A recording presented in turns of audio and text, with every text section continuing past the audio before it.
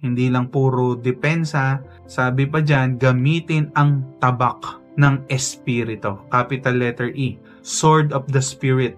Ano po yun?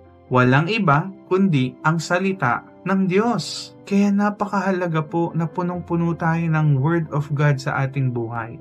At hindi lang ito basta alam, kundi talagang nasa puso na ipsa sa pamuhay na bubukang bibig.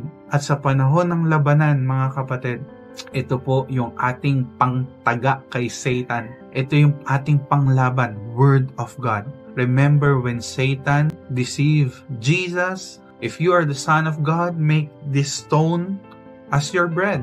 And sabi ni Jesus, nasusulat hindi lamang sa tinapay na bubuhay ang tao, kundi sa mga salitang namumutawi sa bibig ng Diyos. So si Satan gumamit din ng Word of God. O kung ikaw ang anak ng Diyos, magpakatihulog ka. Diba? Nasusulat, iingatan ka ng mga anghel. Hindi ka sabi ni Jesus, nasusulat rin naman. Huwag mong subukin ang Panginoon mong Diyos. So, labanan ito, mga kapatid. At ang panlaban natin kay Satan, Word of God. The sword of the Spirit.